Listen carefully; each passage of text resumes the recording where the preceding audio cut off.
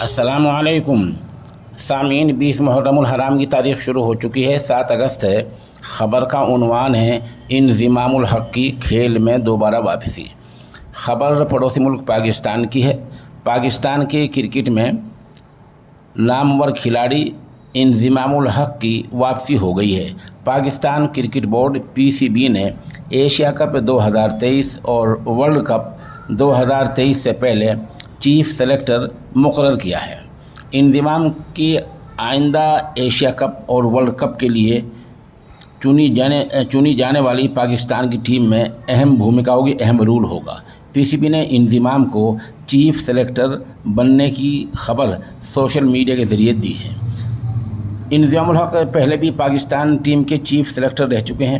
سال 2016 میں وہ PCB کے چیف سلیکٹر تھے۔ اس کے بعد وہ افغانستان کرکٹ ٹیم کے کوچ بن گئے۔ پاکستان ٹیم کے ساتھ انضمام کا پہلا دور شاندار رہا تھا۔ سال 2017 میں پاکستان نے ہندوستان کو ہرا کر چیمپئن ٹرافی جیتی تھی۔